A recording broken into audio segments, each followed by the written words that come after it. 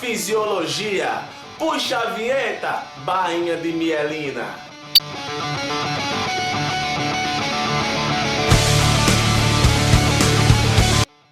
Fala galera maravilhosa, uma aula aqui de neurofisiologia para aquele estudante que está lá cursando algum curso da área da saúde, que se perdeu um pouco aí na questão do sistema nervoso. Aqui embaixo vou deixar o link de uma aula que eu tenho sobre o sistema nervoso numa visão geral.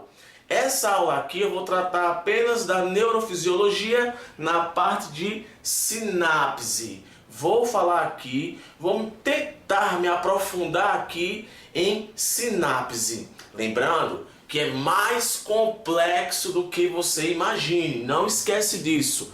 Falar sobre sistema nervoso, falar sobre a sinapse e o neurônio é muito complexo. Eu vou tentar aqui subsidiar você de informações que vão ser importantes para aumentar o seu conhecimento sobre o assunto e, por que não, importante quando você for fazer uma prova na universidade, na faculdade, para poder também lhe ajudar. Se você é aquele estudante mais exigente, porque está cursando um curso que requer informações ainda mais profundas, aí eu sugiro que você vá ler um livro, que lá vai ter mais informações do que qualquer aula que você almeje encontrar.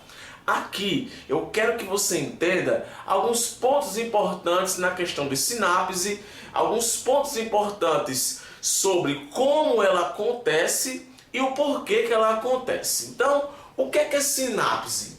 Sinapse é o contato entre dois neurônios, ok? Dois neurônios se tocam, isso é sinapse. Agora, entre dois neurônios acontece uma sinapse, mas acontece várias sinapses em um mesmo neurônio.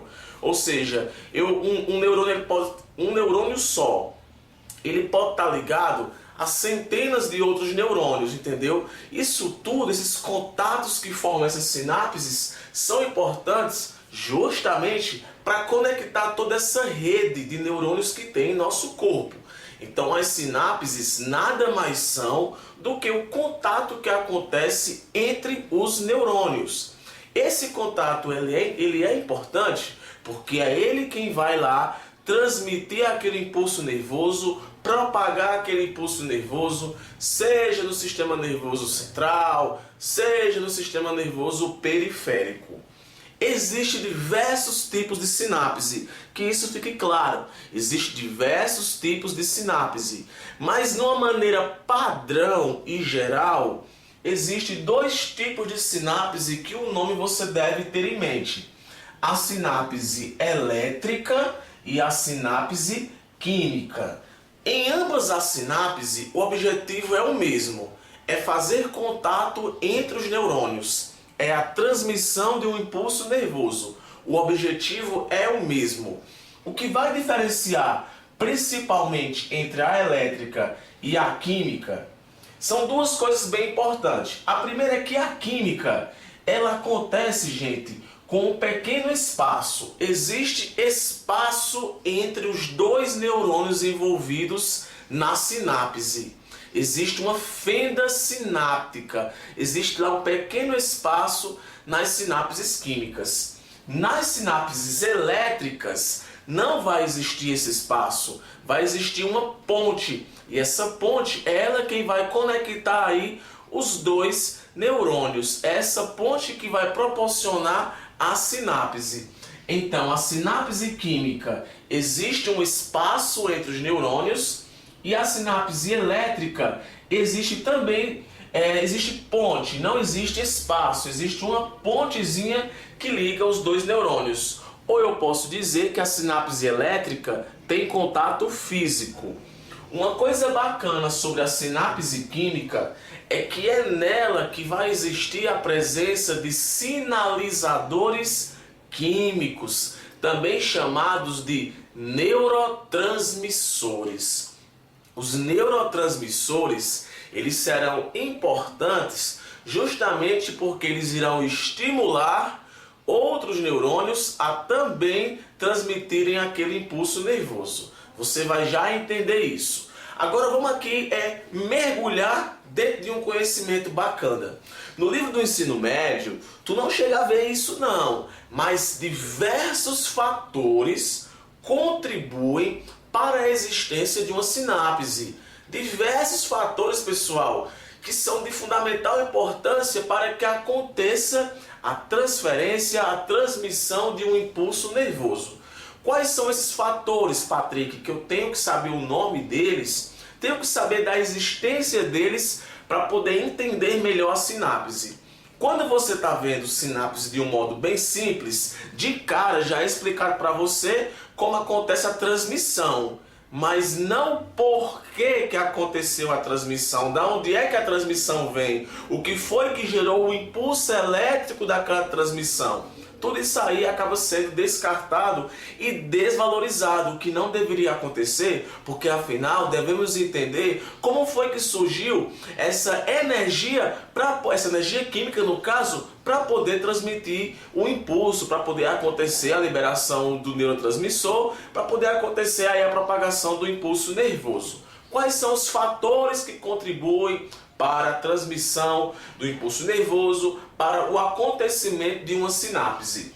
Eu coloquei aqui 6 fatores que são por demais importantes. Alguns talvez você já ouviu falar, outros você vai ouvir pela primeira vez. Nós temos o potencial de repouso, nós temos a mudança de potencial, nós temos o potencial de ação, também chamado de PA. Minha gente, é graças ao potencial de ação que acontece a transmissão do impulso nervoso. Temos também a transmissão sináptica, que já é o que você, quando vai estudar, você já vê, que é o contato que acontece entre os neurônios. Temos as interações sinápticas, os diversos tipos de interação sináptica que podem acontecer com o neurônio. E temos os sinalizadores e receptores, que são coisas diferentes. Os sinalizadores vão ser aqui os neurotransmissores, e os receptores eles vão ser importantes porque é eles que vão estar recebendo o impulso nervoso, né? É ele é graças a esse receptor que vai acontecer o início do potencial de ação.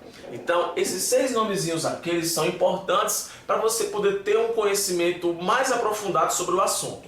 Para acontecer uma boa sinapse, para acontecer o funcionamento de uma sinapse, é preciso que esses 6 fatores aqui, eles existam. Seja na sinapse química, seja na sinapse elétrica. Eu quero agora mostrar para você uma outra coisa. Se liga aí. Beleza, então você viu os fatores que contribuem para o funcionamento de uma sinapse. Mas existe uma outra coisa que eu queria que você soubesse.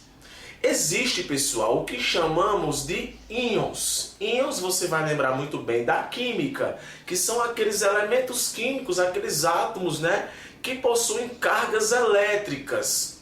E é graças a esses íons que acontece a transmissão do impulso nervoso, porque é a concentração desses íons que vai criar um gradiente elétrico bom o suficiente para propagar o impulso nervoso. Patrick, é isso mesmo? É sim, alguns elementos químicos possuem cargas elétricas e é graças à sua concentração no meio intracelular, no caso no meio dentro da célula, e também tão importante no meio extracelular fora da célula, é a sua concentração que justamente vai gerar o que chamamos de potencial de ação.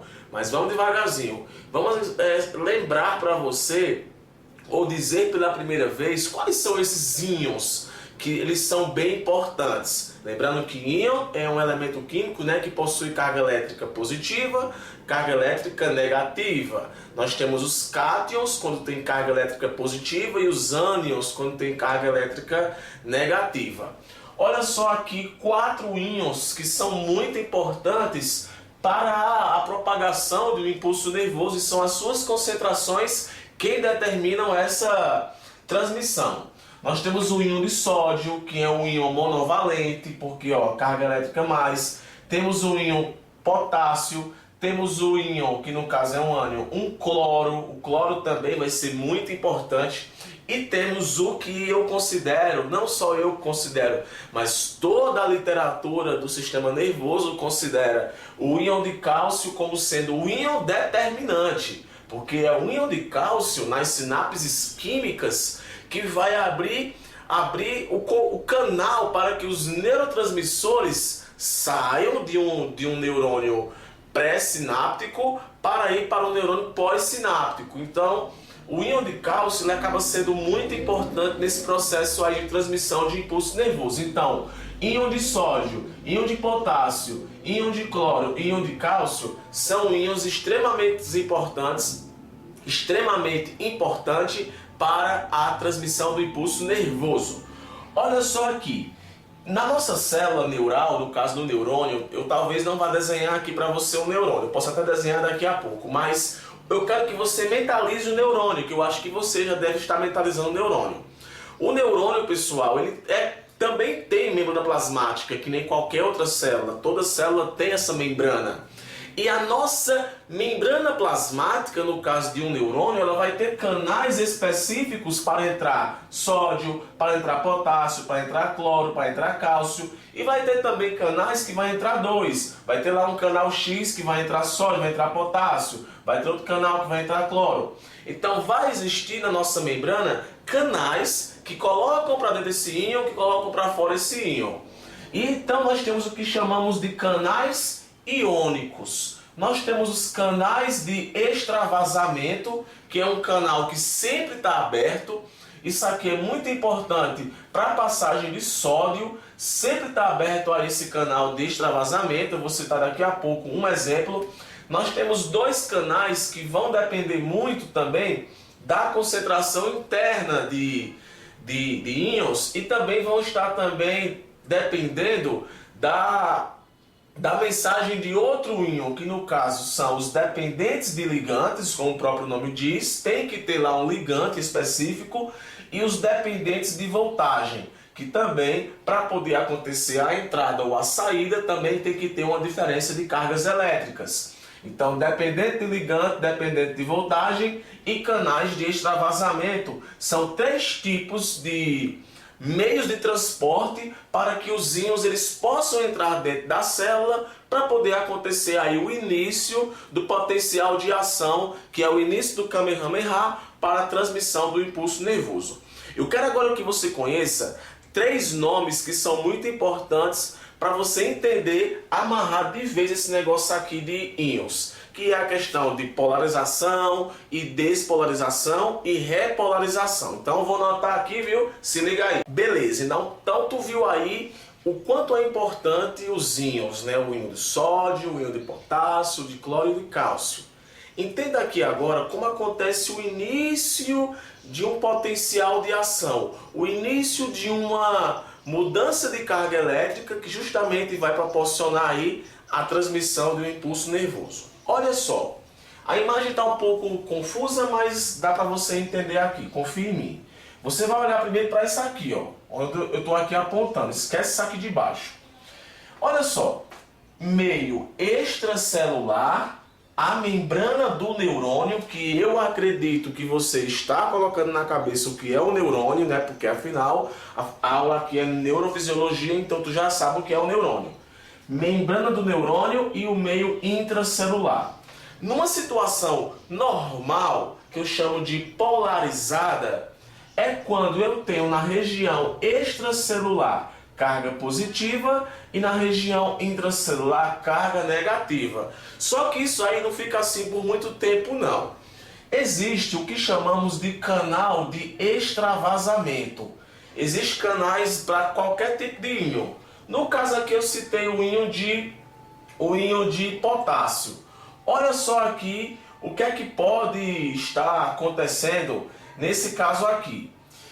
Esse canal de extravasamento, ele é aberto direto. Então o íon ele pode estar saindo direto por esse canal. Então imagine vocês que o íon de potássio tem carga positiva.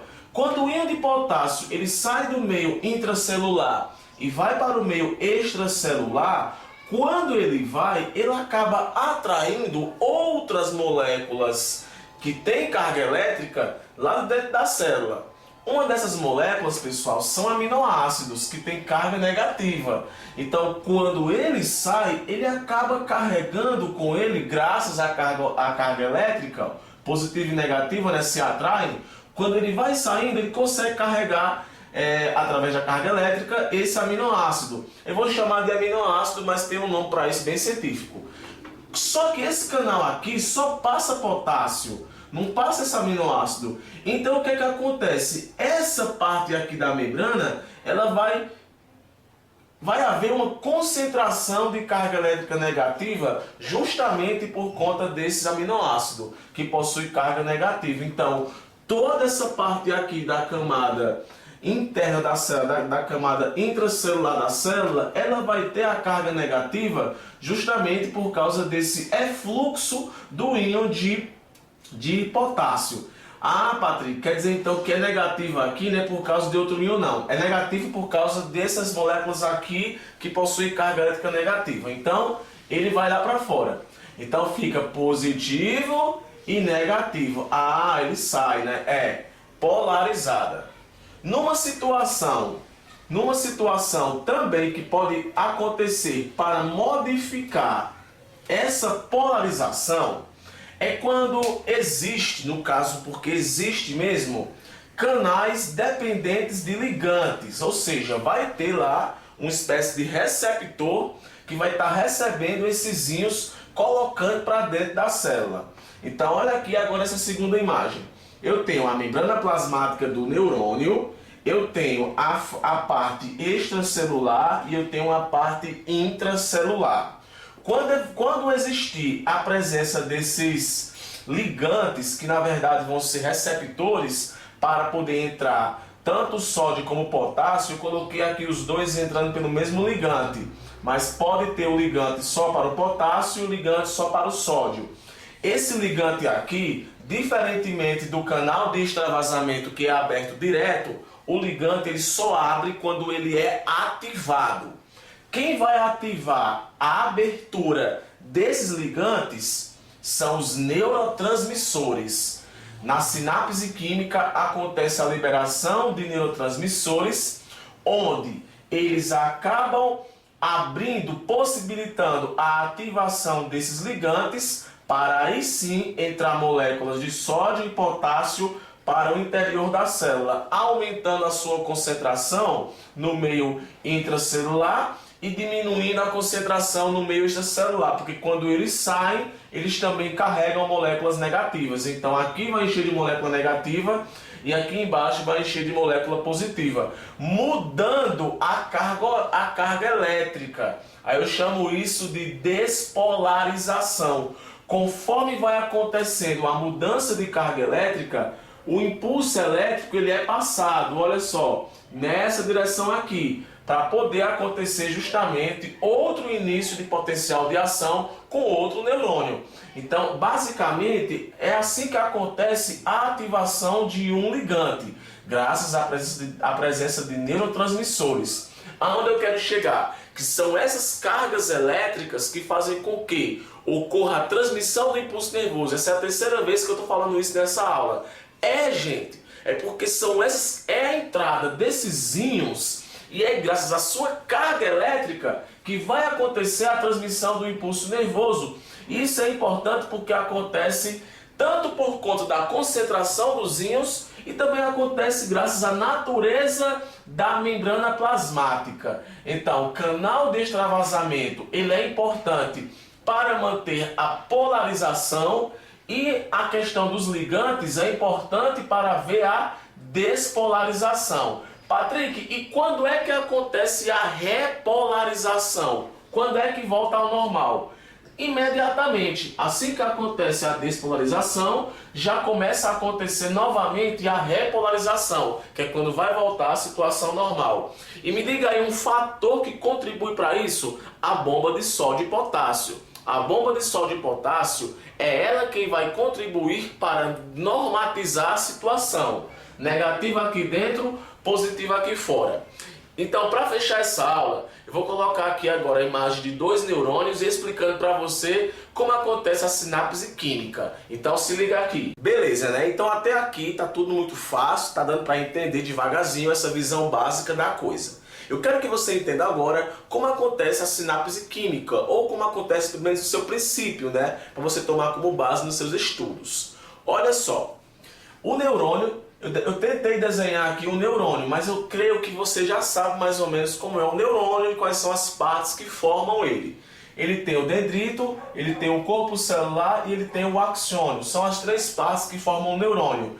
Mas não é que eu vá aqui falar de todas elas, não, eu vou falar aqui de outras coisas. Olha só, esse neurônio aqui é um neurônio sensitivo. E nesse neurônio eu posso encontrar algumas coisas que são muito bacanas. Como, por exemplo, o liminar de disparo, ó, aqui onde eu estou apontando, que fica aqui nos detritos. O liminar de disparo é o lugar onde vai começar o potencial de ação para começar a acontecer a despolarização. Existem vários liminares de disparos para eles juntos ativarem a zona de gatilho. O que é essa zona de gatilho que alguns neurônios têm? Essa zona de gatilho, pessoal, lembre que o neurônio é muito grande. Essa zona de gatilho é quando acontece a abertura do que chamamos de canais dependentes de voltagem. Essa zona de gatilho aqui ela vai ativar para os canais que existem aqui na região do axônio, eles se abram e aconteça a entrada de íons como sódio, como potássio.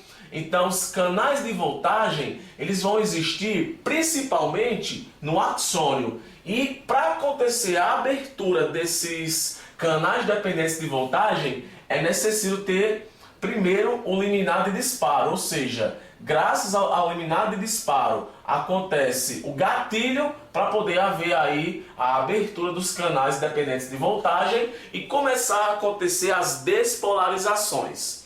Olha só aqui. Eu coloquei aqui uma sinapse química.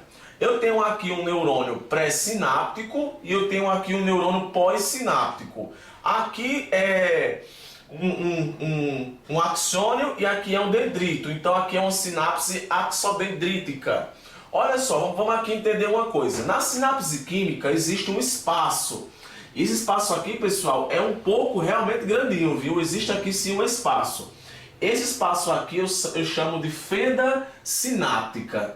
Essa parte aqui do neurônio pré-sináptico eu chamo de região ou terminação nervosa. E essa partezinha aqui do dendrito eu chamo de espinho dêndrico. Então, como é que acontece aí a transmissão de um impulso químico, ou melhor, de uma sinapse? Como é que acontece aqui a sinapse química a partir desse desenho aqui? Olha só, gente, tudo gira através do potencial de ação, PA. Imagine que o potencial de ação ele começou aqui tudo, então como é que vai acontecer a saída desse impulso de um neurônio A para o neurônio B? O potencial de ação ele vem, e existe aqui uma zona. Essa zona aqui ela é muito importante, porque é nessa zona aqui que vai acontecer a ativação de canais para o íon de cálcio ele entrar dentro desse neurônio aqui. Quando o íon de cálcio ele entra dentro desse neurônio aqui, eu estou colocando aqui numa visão bem mesmo simples, quando o íon de cálcio ele entra dentro dessa região, vesículas que tem aqui dentro, repletas de neurotransmissores, elas são exocitadas, exocitose. Acontece a exocitose dos neurotransmissores. Eles saem do meio interno e vêm aqui para o meio externo. Então aqui são os neurotransmissores.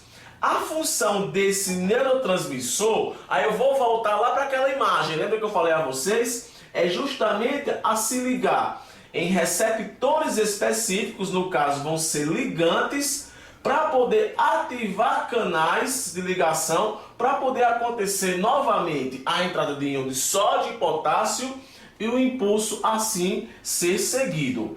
Patrick, quer dizer então que dependemos muito de cálcio. Sim, não esquece disso. É a quantidade de cálcio que entra que vai determinar a quantidade de neurotransmissor que vai sair.